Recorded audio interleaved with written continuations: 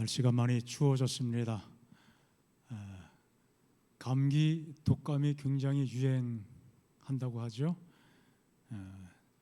저도 살짝 뭔가 좀 오려고 하는 것 같아서 며칠 좀 조심했는데 다행히 그냥 물러갔습니다. 우리 모두가 다 건강하기를 바랍니다. 자, 오늘은 지난 시간에 이어서 우리에게 어떻게 죄가 들어오는가 다시 한번 이 말씀을 이어서 나눠보겠습니다. 아담과 하와를 유혹한 사탄이 오늘 살아가는 우리를 어떤 통로 혹은 어떤 방식을 통해서 죄 짓게 만드는가, 어떻게 유혹하느냐.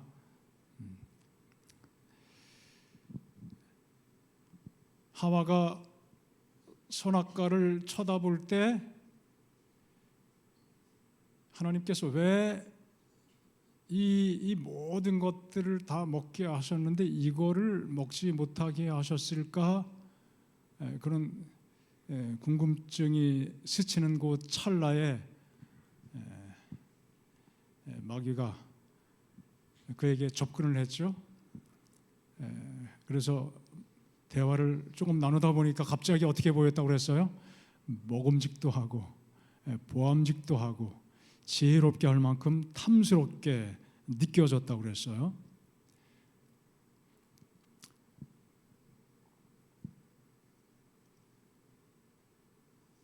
사도 요한은 요한일서 2장에 이 세상에 속한 모든 것들은 육신의 정욕과 또 안목의 정욕과 이생의 자랑이다, 그렇게 설명을 했죠. 이 두 가지가 사실 별개의 것이 아니라 아마 요한이 창세기를 읽으면서 아마 그 사실을 보지 않았을까 하는 생각을 하게 됩니다. 육신의 정욕, 안목의 정욕, 이생의 자랑.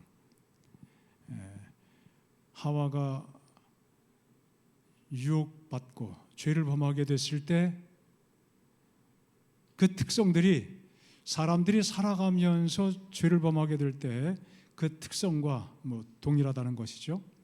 예수님께 다가온 시험도 같은 측면의 것들이었습니다. 같은 성격들을 가지고 있는 것들이었죠. 자, 육신의 정욕, 우리 지난 시간에 이 주제를 가지고 말씀 나눴는데요. 다시 한번 요약하면은 육신의 정욕은 타락한 본성에서 나오는 악한 욕심 혹은 악한 갈망, 그런 것으로 정의할 수 있습니다. 본성이 죄로 타락했어요. 아주 훨씬 더 강렬한 욕심 또 갈망으로 정욕을 추구하게 되는 것이죠. 육신의 정욕. 저항하기 상당히 어려운, 거의 불가능에 가까운, 적어도 내 혼자 힘을 가지고는, 인간의 힘을 가지고는 저항할 수 없는 강력한 불가항력적인 그러한 경향이 있습니다. 바울은 이 주제를 로마서 7장에서 언급을 하고 있습니다. 내 육신 안에, 내 속에 뭐가 없다고요? 선을 행하는 것, 선한 것이 아예 없다, 그걸 안다. 선을 하기를 원하지만은 실제로 행하지는 않게 되더라 이거예요. 이게 왜 그렇습니까? 우리 속에 이런 본성이 있기 때문에, 타락한 본성 때문에 그렇다는 것이죠. 하나님의 뜻에 반대되는 죄악적인 방종을 갈망하는 그런 욕망이, 또 갈망이 있는 것이죠. 사람들이 얼마나 죄악적인 쾌락에 몰두하고 있습니까? 세상이 온 천지의 그런 모습들입니다. 얼마나 사람들이 재물에 욕심을 내고 있는지 모릅니다. 얼마나 이 소유에 집착하고 그것이 인생의 가장 큰 제1 관심사, 그것이 우리 현실이고 사람들이 살아가는 모습이죠.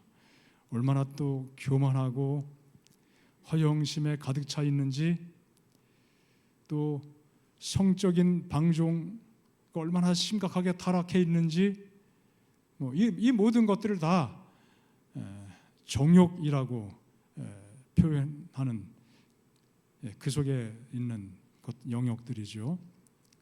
그래서 수많은 사람들이 정말 말초 신경 자극적인 삶을 추구하고 있습니다. 소유에 대한 또 기쁨, 즐거움, 다시 말하면 쾌락이죠. 본성이에요. 이게 하나님이 주신 본성은 하나님이 어쨌든 주신 거죠. 그것이 정상적인 범위 내에서 이루어지는 것이라면은 좋은 것이고, 그러나 타락한 본성 때문에 그것이 삐뚤어지고 과도하게 표출됩니다. 그래서 과도한 욕심을 부려서 더 많은 것을 소유하고, 그러다 보니까 온갖 싸움이 여기서 발생이 됩니다. 바울은 그래서 돈을 사랑하는 것이, 욕심 부리는 것이 뭐라고 그랬어요? 일만 악의 뿌리가 된다. 모든 악의 뿌리가 돈을 사랑하는 것, 재물에 대한 욕심, 육신의 정욕이라고 하는 것이죠. 문제의 핵심이 무엇인지를 설명한 것입니다. 자, 두 번째 이제 안목의 정욕입니다. 안목, 눈에 보이는 것이죠. 눈에 뭔가 이렇게 보이게 될 때 그것을 욕심내고 더 갈망하게 됩니다. 사실 육신의 정욕과 불가분의 관계입니다. 안목의 정욕이 발동이 되면은 육신의 정욕으로 이어지게 되는 것이죠. 견물생심이라고 하는 사자성어가 있듯이 보면서 또 마음이 동하게 되는 것입니다.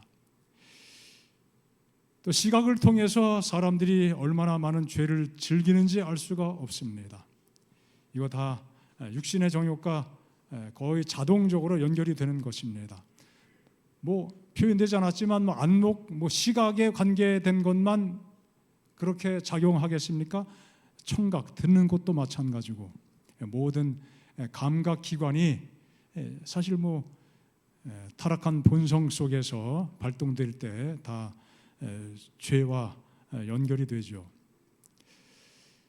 자, 마귀의 수법은 여전하죠. 동일합니다. 안목의 정욕을 발동을 시킵니다.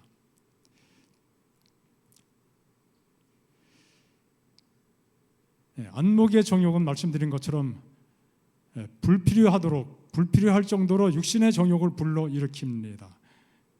자동으로 연결됩니다. 자, 우리가 배가 불러도 아주 맛있는 음식이 눈앞에 있으면 어떻게 돼요? 또 먹게 돼 있어요. 한 번도 그렇게 해보지 않은 분 계신가요? 과하게 먹어서 배탈 나보지 않은 분이 혹시 계신가요? 네. 우리가 다 그런 경험합니다. 너무 자주 그러면 큰 문제가 되죠. 그리고 배가 부른데 보이진 않았지만 아주 냄새가 굉장히 자극을 해요. 그럼 어떻게 돼요? 또 배가 부른데도 불구하고 먹고 싶은 생각이 들고 또 경험을 하게 됩니다. 적어도 이렇게 보고 느끼고 그런 것을 통해서 특별히 먹는 문제에 있어서는 사람이 지혜롭습니까? 짐승이 지혜롭습니까? 사자는 무서운 맹수인데 배가 고플 때는 사냥을 해서 잡아먹는데 일단 배가 부르면은 옆에 짐승이 지나가도 안 잡아먹는다고 그러더라고요. 배가 고파지기 전까지는 안 먹는 거죠. 충분히 먹었으면은. 제가 오래전에 그 조선일보 이규택 코너 있었죠. 그때 아주 오래됐는데 읽은 내용이 가끔 기억이 생생합니다. 사람이 배부르게 먹은 다음에 그 위를 사진을 찍어봤대요. 그랬더니 위는 수축하고 팽창하지 않습니까? 그 주름이 하나도 남기지 않을 만큼 아주 위 벽이 팽팽하게 완전히 팽창이 되어 있더래요. 제일 많이 먹는다고 우리 사람들이 막 욕할 때 저는 뭐 모처럼 먹는다고요? 돼지처럼 먹는다고 욕하고 빗대서 이야기하는데, 돼지가 다 먹은 다음에 위 벽을 조사해 보니까 주름이 70%만 펴져 있고 30%의 여유가 있다는 거예요. 누가 더 돼지 같아요? 여러분, 많이 먹는 사람한테 이 돼지 같은 놈 하면 돼지가 굉장히 싫어합니다. 돼지는 절대 그렇게 안 먹거든요. 돼지가 많이 먹으면 뭐라고 욕할 것 같아요? 이 인간 같은 놈. 그렇게 말을 해야, 그렇게 욕해야 정상이에요. 그렇죠? 현상적으로 볼 때 그렇습니다. 배부른데도 만족하지 못하는 거예요. 좀 더. 이게 왜 그래요? 이게 이제 망가져서 그렇죠. 먹는 것뿐 아니라 소유도 마찬가지입니다.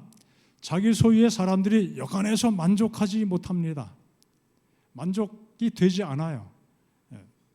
더 갖고 싶고, 더 많은 것을 소유하고 싶고, 더 좋은 것을 소유하고 싶은 마음이, 우리가 예수님 안에 살기 때문에 그런 욕심을 줄이고 조금 초월하고 그런 훈련과 경험 속에 살아가지, 정말 신앙이 아니면은 몰두할 수밖에 없는 것이 우리 현실입니다. 많이 가지면은 우월감을 갖게 되죠. 타인과 비교해서. 그리고 적게 갖게 되면 어떻게 해요? 또 부러운 마음, 약간의 부러움 뭐 가능하지만 그게 너무 또 커지면은 또 스스로 위축되고, 그 다음에 열등감에 빠지게 될 수도 있고, 또 패배감을 느낄 수도 있습니다. 쟤는 학교 다닐 때 나보다 공부도 못했는데 왜 이러는 거야? 나는 이게 뭐야? 뭐 충분히 사람들의 삶이 그럴 수 있습니다.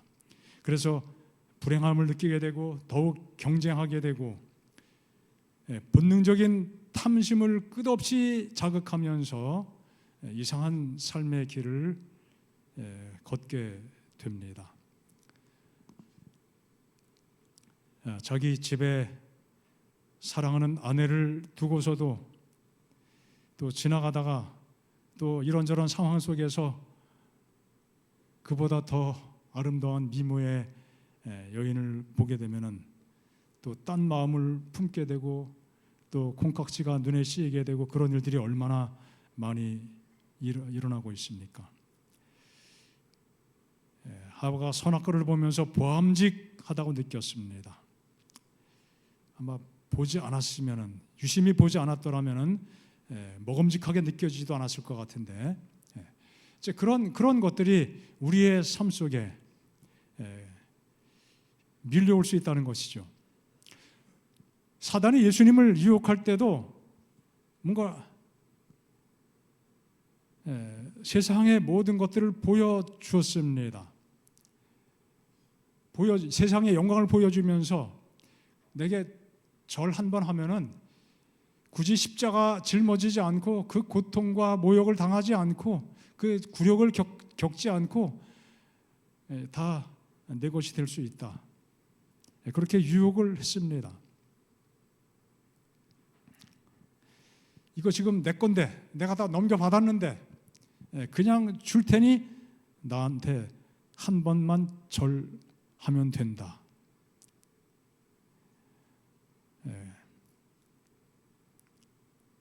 절하면 그게 한 번으로 끝나는 것이 아니죠. 그게 모든 것입니다. 그게 전부가 되죠. 절하게 되면은 사단의 밑으로 들어가게 되는 것입니다. 그러나 예수님께는 그것이 뭐예요? 십자가의 고난을 감당하지 않고 세상을 얻는다는 그 자체는 굉장히 강렬한 유혹이 될 수밖에 없었을 거예요. 예수님께서 밤새 고민하면서 피땀 흘려가면서 기도하셨습니다. 이 잔이 그냥 지나갔으면 정말 좋겠는데 그런 길은 보이지 않고, 기도할 때도 표현하지 않습니까? 할 수만 했으면 그냥 지나가게 해주십시오. 아주 매우 강렬한 유혹이었음을 우리가 충분히 생각할 수 있습니다. 하지만 예수님은 그 유혹을 물리치셨죠. 말씀으로 물리치셨습니다. 자, 바울은 이 주제에 대해서 이렇게 우리에게 권면하고 있습니다. 우리가 소망으로 구원을 얻었음에 보이는 소망이 아니다. 눈에 보이는 것, 이게 전부가 아니다. 눈에 보이는 이 소망, 요거 조금 더, 요거 좀 더 많이, 조금 더 좋은 것, 조금 더 편리한 것, 자, 그것이 진짜가 아니다 이거죠. 그건 우리가 소망할 만한 것이 되지 못한다. 우리는 오히려 보지 못하는 것을 바라보고 사는 사람이다. 눈에 보이는 것에 집착할 것이 아니라 당장은 눈에 보이지 않지만 정말 가치가 있고 영원한 것,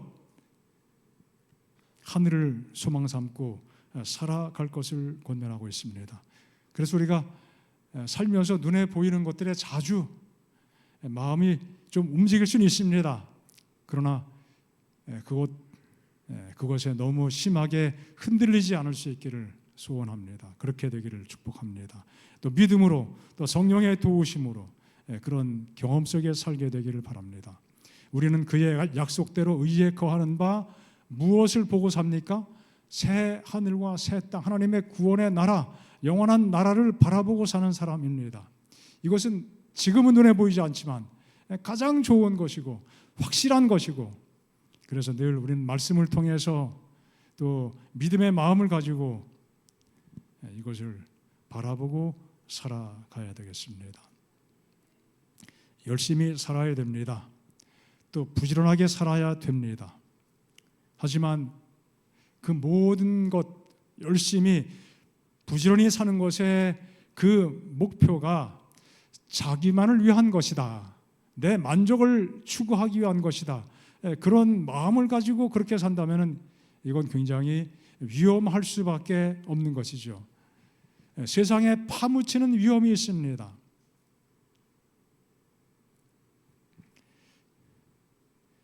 우리는 하늘을 바라보고 하나님의 거룩함을 추구하는, 세상의 욕심을 벗어버리고 보는 것에 따라 사는 것이 아니라 보이지 않는 것을 바라보고 하나님의 권면의 말씀을 또 기억하면서 인내를 가지고 살아가는 경건한 삶이 우리 성도의 삶인 것을 기억하시기 바랍니다.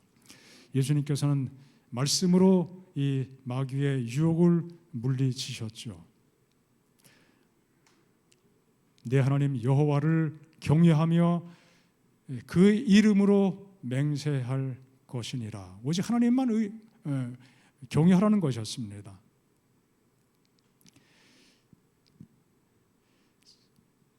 자, 신명기 6장의 이 문맥을 살펴보면은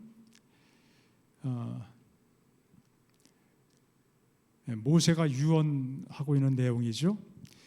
이제 곧 가나안 땅에 들어가기 직전 그 상황입니다. 자, 가나안 땅에 들어가게 되면은 너희들이 스스로 건축하지 아니한 집을 얻고 살게 될 것이다. 또 크고 아름다운 성읍을 얻게 될 것이다. 또 내가 공들여서 뭔가 집안에 가구를 잔뜩 집어넣고 그런 집을 얻게 되는 것이 아니라 내가 얻으려고, 내가 뭐 채우려고 노력하지 않은 그 아름다운 물건이 가득한 집을 얻게 될 것이다. 또 우물도 내가 파지 아니한 우물을 얻게 될 것이다. 우물 파는 게 얼마나 힘든 일입니까? 그리고 포도원과 감람나무를 얻게 될 것이다. 그래서 그 모든 것을 통해서 부르게 될 것이다. 그런데 그때 어떻게 하라고요? 그때 조심해라. 조심해라. 풍요로워질 때, 많은 것을 누리게 될 때 조심해라. 그때 조심해서 애굽 땅에서 너희를 인도하여 내신 하나님을 잊지 말라. 우상 숭배에 빠지지 말라. 그렇게 권면하는 내용이 바로 신명기 6장의 말씀입니다. 마사에서 하나님을 시험했던 것처럼 하나님을 시험하지 말라. 그런 문맥 속에서 하나님 여호와를 경외하며 그 이름으로 맹세할 것이니라. 그렇게 말씀했는데 예수님께서 이 신명기의 말씀을 인용해서 마귀의 시험을 물리치셨습니다. 그러니 우리도 세상을 살면서 시험이 늘 다가오죠. 누구도 시험에 노출됐어요? 예수님도 물론 예수님이 시험에 넘어지시진 않았지만 예수님도 마귀의 시험에 노출이 됐어요. 우리도 얼마나 자주 그 시험에 노출이 되겠습니까? 예수님께서 신명기의 말씀을 또 드러내시면서 또 말씀으로 또 승리하신 것처럼 우리도 이런 말씀을 마음속에 담아둘 때 또 필요할 때 이 말씀이 우리에게 힘이 될 것입니다.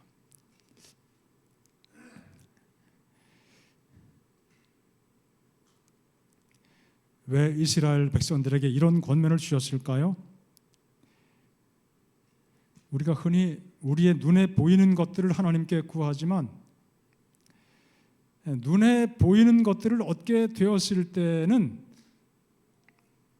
눈에 보이지 않는 하나님보다 오히려 눈에 보이는 그런 것들을 더 소중히 여길 가능성이 있기 때문이죠. 그런 본성이 있습니다.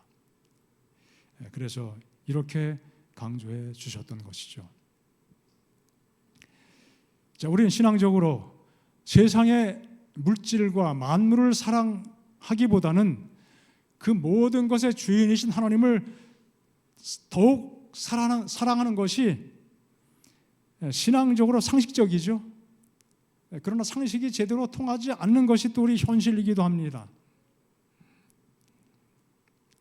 마귀가 세상의 만물을 보여주면서 예수님께조차도 자기에게 경배하라고 유혹을 했다는 사실을 생각해 보면 우리가 세상 유혹에 빠지는 것은 곧 누구를 경배하는 것과 동일한 일이 되어버려요.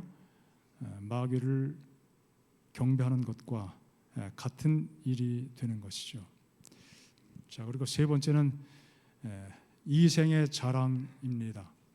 말 그대로 자랑이에요. 자기를 드러내는 것입니다. 칭찬받고 높아지기를 원하는 그런 욕심이, 욕망이, 갈망이 우리에게 있는 것이죠. 자, 사람은 남과 비교해서 조금 더 자신이 가진 것이 우월하고 좋다고 생각되면은 뭐 인지상정 자연스럽게 뭐 하게 돼요? 자랑하게 됩니다.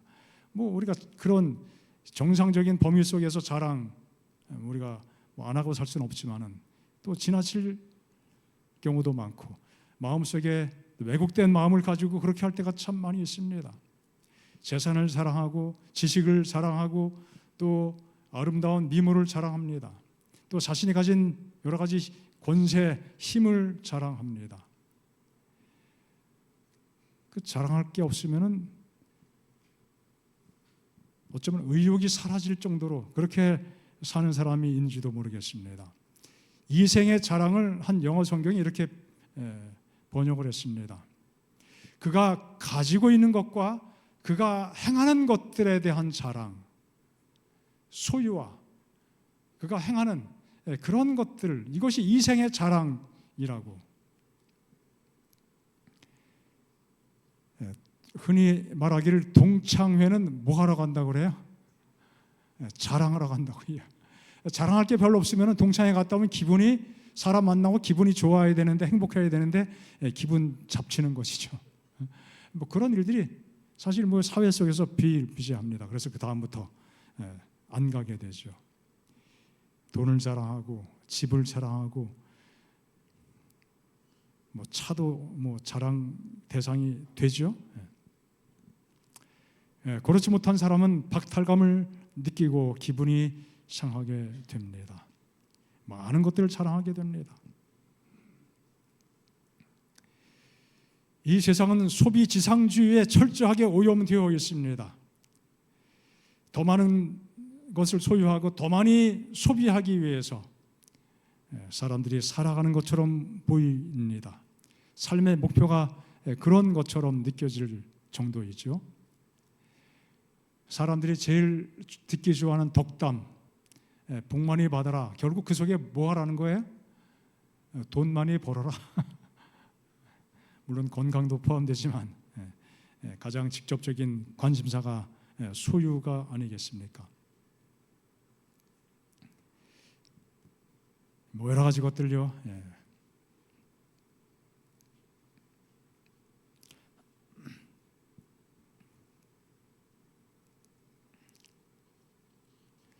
자, 더 나아가서 영적인 자랑의 위험도 있다는 것 아시죠? 영적인 면에도 자랑의 위험이 있습니다. 예수님 당시 물론 성경이 또 유대교 종교 자체가 그렇게 가르치진 않았지만 그 신앙을 잘못 이해하고 잘못 받아들인 사람들이 많이 있었습니다. 바리새인들과 종교 지도자들의 그 자랑, 예수님은 그것을 외식한다고 강렬하게 책망하셨습니다. 외식이란 말은 말 그대로 거칠해죠. 눈에 보이는 것입니다. 심지어 그들이 구제할 때 어떻게 했다고 그랬어요? 사람들에게 보이기 위해서, 야, 내가 지금 착한 일을 하고 있어, 나 좀 봐줄래? 그리고 사람들이 많이 보이는 길거리에서 말 그대로 나팔을 불면서 구제했다고 그랬어요. 또 어떻게 기도했는가 하면은 역시 사람들에게 어떻게 해요? 보이기 위해서, 보여주려고 그런 마음의 동기를 가지고 큰 길거리 한복판에 서서 두 팔을 높이 하늘로 향해 들고 하나님이 그렇게 기도하는 그 모습을 보시고 참 어떤 마음이셨을까요? 금식할 때도 사람들에게 보이려고 얼굴을 아주 흉하게 보이기 위해서 또 슬픈 기색을 잔뜩 띠면서 그렇게 금식 기도했음을 성경이 말하고 예수님께서 지적하셨습니다. 자, 이처럼 영적이고 좋은 일을 하면서도 우리는 어느 순간에 어떻게 할 수 있어요? 이생의 자랑에 빠지는 시험에 들 수 있게 되는 것이죠.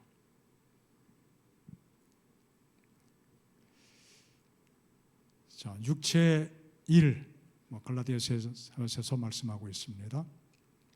자, 이런 많은 것들 우리 본성 가운데 있음을 성경이 분명히 깨우쳐주고 있습니다.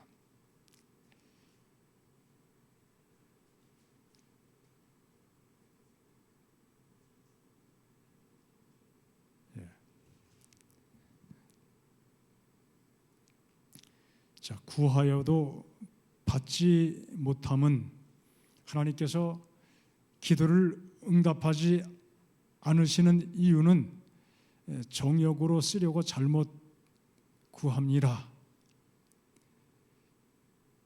기도할 때 많은 것을 구하는데 그 기도의 내용 중에 무엇을 위해서 구한다고 그랬어요?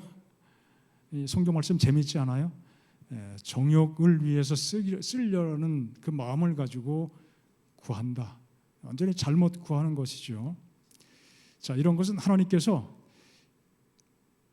주시지 않는 게 우리의 유익을 위해서 더 좋은 것이죠. 정욕으로 쓴다는 것은 무엇입니까? 자신의 욕심을 채우거나 혹은 자랑하기 위한 것입니다. 잘못 구하는 것이죠. 하나님이 정말 이렇게 기도하는 사람을 사랑하신다면 이것을 주지 않으셔야죠. 그렇죠? 그래서 기도가 응답되는 방법은 예스도 기도 응답이지만 뭐도 기도 응답이에요? 노도 기도 응답이라고 하는 것이죠. 언제나 하나님께서는 기도하는 것을 다 그대로 그래 줄게 그렇게 응답하시는 것이 아니라 이건 아닌데 그건 아니야 그렇게도 응답하신다는 것이죠. 이것이 얼마나 참 감사한 일입니까? 우리가 기도하는 것 다 우리가 기도하는 대로 다 응답받으면 어떻게 될까요? 여기 말씀대로 어떻게 써요 그걸요? 정욕대로 쓰게 되어 있습니다. 그리고 기고만장하게 되어 있습니다. 정말 제대로 기도하는 것 우리에게 필요한 영적인 경험입니다. 자, 시대소망에 이런 말씀이 있습니다. 예수께서 우리의 본성을 취하시고 승리하셨는데 그것은 우리로 하여금 당신의 본성을 취함으로 예수님께서 십자가에 못 박혀 돌아가심으로 죄된 본성을 이미 가져가 주셨어요. 물론 아직까지 우리는 그 죄악된 본성의 그 성향 때문에 영적 싸움을 하고 살지만 근본적으로 기본적으로 예수님은 우리의 죄악된 본성을 취하시고 그 모든 것을 용서하셨습니다. 우리를 받으셨어요. 그렇게 해주신 이유가 무엇입니까? 우리로 하여금 이제는 우리의 본성을 따라 사는 것이 아니라 누구의 본성을 가지고 주님의 본성, 당신의 본성을 취함으로 말미암아 승리할 수 있도록 하기 위함이다. 참 감사한 말씀이에요. 감사한 정말 놀라운 통찰입니다. 예수님이 우리의 본성을 취하시고 승리하셨어요. 죄악된 본성을 가지고 사셨지만 승리하셨어요.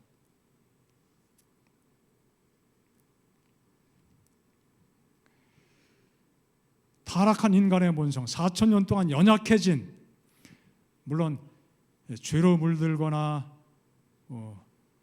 그런 것은 아니죠. 정말 연약해진 그 모습, 그것을 가지고 사셨지만 승리하셨는데 우리는 그 사실을 기억하고 그 하나님, 그 놀라운 예수님의 은혜와 그 은총을 마음속에 또 기억하고 바라보고 사모하고 묵상하게 될 때 우리는 그 사랑의 감동을 통해서 그분의 본성을 본받게 되는 것입니다. 그래야 영적으로 승리의 경험을 하게 되는 것입니다. 또 대쟁투에 이렇게 말씀하고 있습니다. 세상은 자아 방종에 빠져 있다. 육신의 정욕, 안목의 정욕, 이생의 자랑이 많은 사람들을 지배하고 있다. 우리 현실입니다. 그러나 그리스도를 따르는 사람들은 고상한 부르심을 받고 있다. 너희는 저희 중에서 나와서 따로 있고 부정한 것을 만지지 말라. 우리에게 이런 마음이 필요한 것이죠. 세상이 흘러가는 대로 세상 사람들이 살아가는 방식을 따라 살 것이 아니라 그 모든 것들로부터 따로 나와서 분리되어서 말 그대로 거룩이죠. 거룩하게 되고 부정한 것들을 만지지 말라. 자, 우리가 이런 방종에서 멀리 떨어져 있는 삶을 살아갈 수 있도록 늘 하나님의 영의 감동하심이 함께 하시기를 축복합니다. 여기 또 방탕과 우상 숭배가 서로 밀접하게 관련되어 있음을 말씀을 하고 있습니다. 우상 숭배를 하기 전에 방탕의 경험을 하게 된다. 방탕하게 된다. 마귀가 그렇게 사단이 어떻게 해요? 그렇게 우리를 이끌어 간다는 것이죠. 유인하는 것입니다.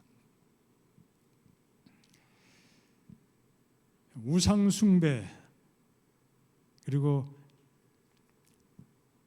마음속에 있는 어떤 욕심, 욕망을 만족시키려고 하는 그 방종, 그런 것들은 결국은 우상 숭배로 이끌리게 될 수밖에 없는 것이죠. 여기 특별히 동물적 기호, 동물적 본성, 그런 표현들이 종종 나타나게 되는데, 우리의 본성이 동물처럼 하나님의 거룩한 형상을 닮은 그러한 모습이 아니라 짐승 같은 그러한 본성을 가지고 있다는 것이죠. 아주 포악하고 교활하고 비열하고 사납고, 자, 동물적 기호의 만족으로 도덕적, 지적 능력이 마비되고, 그리고 정욕의 노예가 된 자는 하나님의 율법의 신성한 의무를 깨닫고 속죄의 감사함을 알고 영혼에게 바른 가치를 부여하는 일이 어떻게 해요? 불가능하다.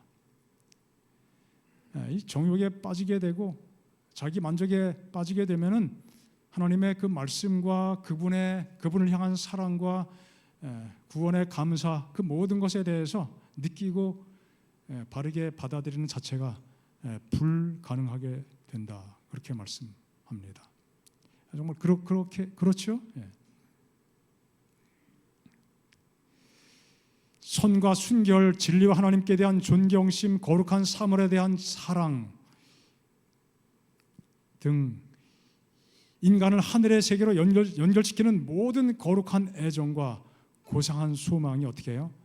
욕심, 색욕이라고 표현됐지만 여러 가지 욕망에 다 타버린다. 욕망의 불, 색욕의 불에 타버리고, 그런 귀한 것들, 그런 귀한 가치들이 있을 자리가 없게 되는 것이죠. 그래서 그 영혼이 캄캄하고 황폐된 황무지처럼 또 악신들의 거처가 되어버리고, 계시록에 말씀된 것처럼 각종 더럽고 가증한 새에 모이는 곳이 될 수밖에 없다고 말씀합니다. 그래서 하나님의 형상으로 지음받은 인간들이 누구 수준요? 짐승의 수준으로 전락될 수밖에 없다. 이와 유사한 설명들이 여기저기 많이 있습니다.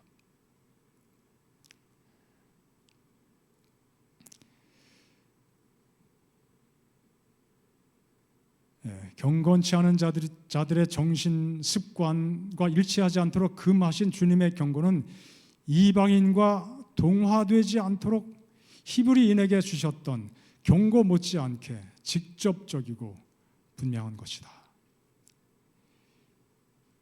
예수님께서 경건치 않은 자들의 정신 또 습관과 일치하지 않도록 금하신 그 권면의 말씀이 뭐예요? 세상을 사랑하지 말라. 세상에 있는 것은 다 육신의 정욕, 안목의 정욕, 이생의 자랑인데, 이런 것들을 사랑하게 되면은 아버지의 사랑이 그 속에 자리할 곳이 없다는 것이죠. 무엇과 동일한 수준의 권면의 말씀, 경고의 말씀이냐? 가나안 땅에 이스라엘 백성들이 들어가면은 절대로 그 지역 사람들이 섬기는 우상 숭배에 물들지 말아야 될 것을 강력하게 권면해 주셨죠. 같은 강도, 같은 심정, 같은 수준의 권면의 말씀이 바로 요한일서에 나오는 말씀이라고 하는 것입니다. 세상과 벗되면은 하나님과 원수가 될 수밖에 없기 때문이다.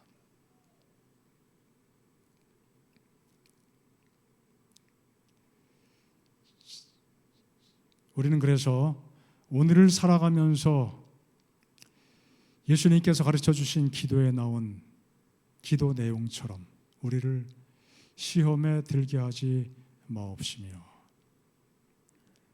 우리가 그렇게 기도함과 동시에 우리는 가능한 될 수 있는 대로 시험을 어떻게 해야 된다?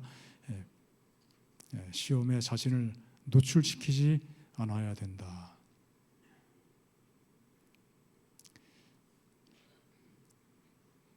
자, 여기도 요한일서 2장의 말씀을 언급하고 있습니다.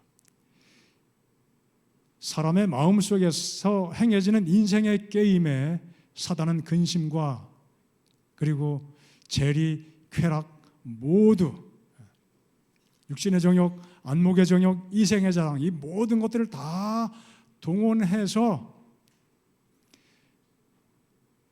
사단이 우리 마음속에 들어와서 뭘 한다는 거예요? 게임을 즐긴다는 거예요. 마치 아이들이 게임을 즐기듯이 마귀는 이 모든 것들을 다 동원해서 우리 인생을 농락하고 있다는 것입니다. 자, 이런 위험성들이 있음을 우리가 절대로 간과하지 말아야 되겠습니다. 사람의 마음속을 펴놓은 책처럼 들여다보시는 그분은 너희는 스스로 조심하라.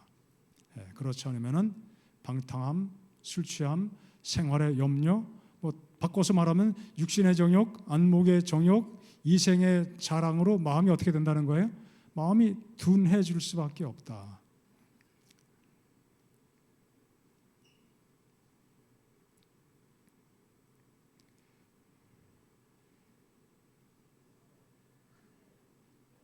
부하려 하는 자들은 시험과 울무와 여러 가지 어리석고 해로운 정욕에 떨어지는데 결국은 멸망에 이르게 한다. 결국은 돈을 사랑하는 것이 일만하게 뿌리가 되더라. 이것을 사모하면은 믿음을 떠나게 되고 많은 근심으로써 자기를 찌르는 누를 범하게 된다고 권면해주고 있습니다. 세상에서 눈에 보이는 것들, 우리가 느끼는 것들, 그런 것들의 성격이 무엇인지 우리가 잘 알고 있지만 또 다시 한번 이 말씀을 마음속에 새기면서 또 이 한 해를 또 살아갈 때 우리가 이런 것들로 인해서 마음속에 영향을 받을 것이 아니라 오직 성령의 감동하심을 따라서 그분의 음성에 귀를 기울이고 하나님의 말씀에 굳게 서서 영적으로 승리하며 성장해가는 귀한 삶을 우리 모두가 살아갈 수 있기를 간절히 축복합니다. 귀한 하나님의 은혜가 우리 모든 성도들의 마음과 또 생애 가운데 풍성히 임하시기를 간절히 바랍니다.